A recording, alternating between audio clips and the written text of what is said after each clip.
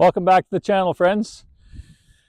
What a perfect day to get back out into the forest. It's February the 8th today, and it's my favorite time of year where the sap season is getting closer and closer each day, where we can get out, collect some sap, and make some nice pure maple syrup.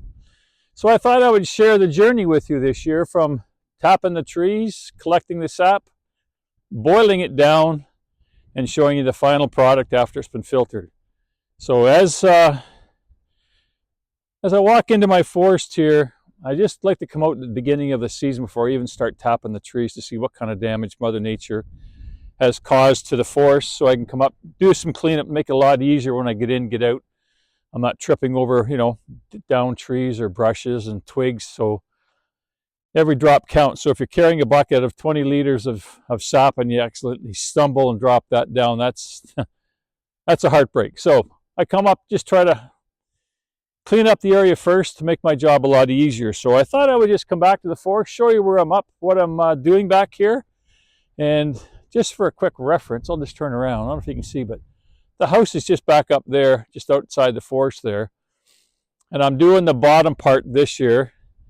And there's around, I'm going to say there's probably a good maybe 2.5 acres of sugar maples back here. Because way up on the top of the ridge up there is another forest, which I'm going to get to probably later in the spring, top of maybe 25 buckets up there. But this is where the majority of my work is, just because my so-called sugar shack, where I do all the evaporating, is back up closer to the house. So it makes it a lot easier being so close instead of going all the way out to the back, which is about another kilometer away. So let's go see what kind of damage Mother Nature has given me, and see what kind of cleanup is in store for us. So just so you know, this isn't a business of mine. This is just a labor of love. I love getting back out here, spending the early spring in the forest. I started doing this 4 years ago, and I'm telling you, it's addicting. So if any one of you are out there thinking of even trying your hand at maple syrup, just tap a couple of trees and just see what you think, because I'm sure once you start, you, like myself, you'll get addicted to it. It's very enjoyable. It's very therapeutic. It's very tranquil to get back out into the forest. So I brought chainsaws with me, so I'll just do a quick walk through and I'll get this cleaned up. But it's not a big deal. It was a dead tree, so I don't like to come back here and cut anything live and healthy for firewood. I only do so if it's fallen, or if it's decaying and it's coming down on its own. Then I will come back here and thin this forest part out. But as you can see, I've cut some kind of clear trails back in here, so it makes my walking around a lot easier. But this little area right here, I'm going to hang 1, 2, 3, 4, 5, 6. This little area probably get 12 to 14 buckets. And I'll just kind of keep this camera going slowly so I don't give you a headache. But there's another trail that goes deeper back that way. That's going back towards the house for reference. And yeah, so it's pretty good back here. There's not too much of damage caused by Mother Nature this year. This has been down for a while, this long tree. It's not really in the way. I might take these limbs off to make it easier. But anything you see with an orange ribbon around it, those are my really high producing trees I usually tap every year, because they're exposed to the sun a lot more than some of these other trees that are kind of really sheltered. Wow, this is really nice. Last year I spent a day out here getting ready for the sap season, and this year I don't think I have too much to do. This is great. So let's just go for a walk back here. A lot of rabbit tracks back here. I'm not a hunter, but a lot of deer tracks, rabbit.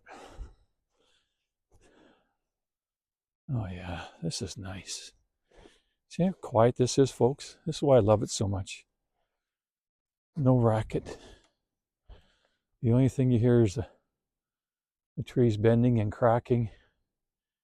Got a couple over this way I'll kind of take down, make it easier. But yeah, I'll be tapping 50 buckets back here. I do it the old-fashioned way. I like to put in the taps, hang the buckets from it. Then I walk in each morning, see what I can collect. And I usually boil down that day what I collect, so it doesn't stay around. It will store overnight or store for some days, but it's just my little hobby. I like to come in here, collect it, spend the day in the sugar shack, boiling down the sap into syrup. I say it's a labor of love, which it is, but having grandkids, family, sister-in-law, brother-in-law, daughters, sons, mother-in-law, by the time we're all done, I usually have about 2 liters, 2.5 liters for my wife and I to enjoy. But the family enjoys it as well. And I have a really close friend, outstanding barbecue chef. We call him a Smokin' Sarge. He gets a liter each year for his cooking on the barbecue. But yeah, there's nothing back here for me really to clean up. This is enjoyable. So let me get back out to the tractor. I'm gonna get the chainsaw and just cut some trees down, make my entrance into the bush a lot easier this year. And yeah, when I'm finished, I'll take you back up to the sugar shack, show you what we got all ready for there. We're all ready to go, ready to burn. And hopefully in a couple weeks we'll be out here collecting some sap, but it's all up to Mother Nature.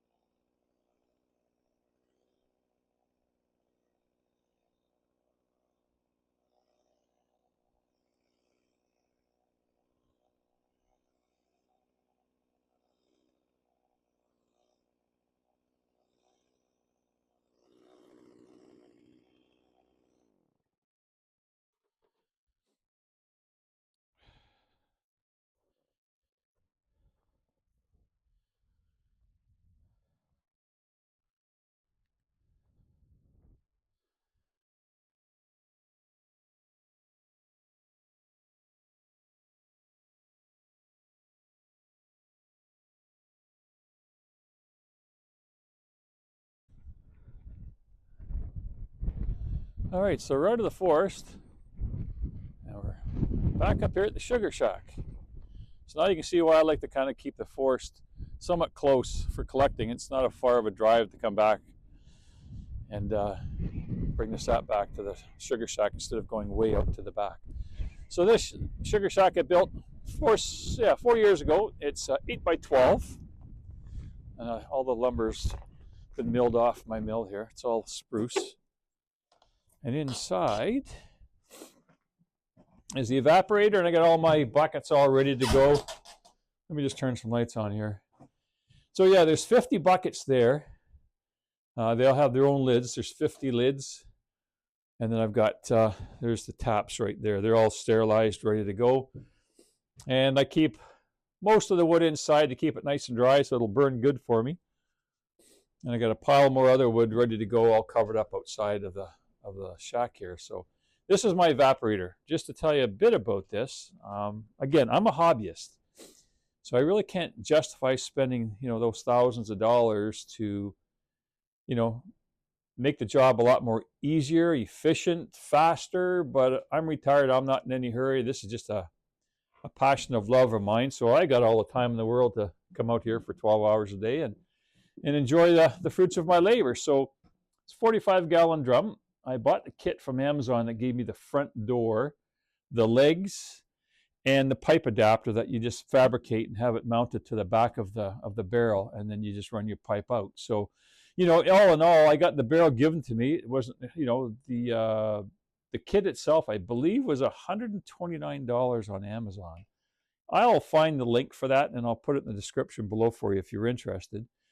So, and I got 2 stainless steel pans from a local catering person that just actually gave them to me, basically. He wasn't using them, so that was a bonus. But you can go, a lot of guys go to a scrapyard to find these. I guess a lot of catering companies that go to business just end up either throwing them out or you may find them on Marketplace. I don't know, but mine were given to me, so that was a bonus. So basically, what I'll do is if I've collected, say, 80 to 100 liters of sap in the morning, I'll come right back to the shack here, fire up the evaporator, and if I start by 7 o'clock in the morning by getting the evaporator running, that will take me probably right to 6 o'clock that evening to boil down that 80 to 100 liters of sap. And by the end of the day, I might end up pretty close to 2 liters of finished syrup by the end of the day. So if I can get 2 liters a day and do it for 3 weeks, that's a good haul for a hobbyist. But as I say, being a labor of love, the family gets their hands on it.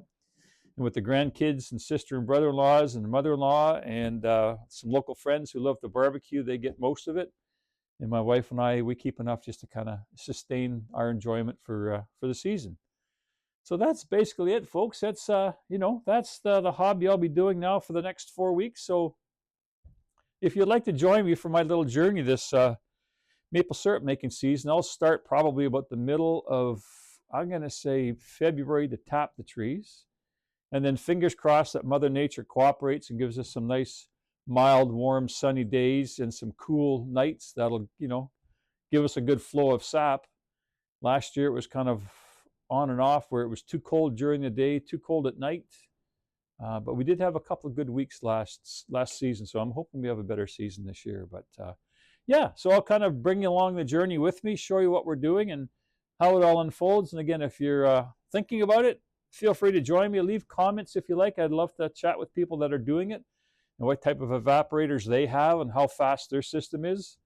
I'll be nowhere near the fella across the street that he taps something like 3,500 trees. He has an evaporator that's probably worth in excess of $25,000, but he produces 30-gallon drums a day of finished maple syrup. So that shows you the magnitude of his operation compared to my little hobby. But yeah, it's fun, enjoyable, healthy, relaxing. It's got everything. So I will keep you up to date. I look forward to sharing my journey with you. And yeah, for now, that's all I have for this week. And stay safe, enjoy your week, and be well. We'll talk soon. Bye-bye.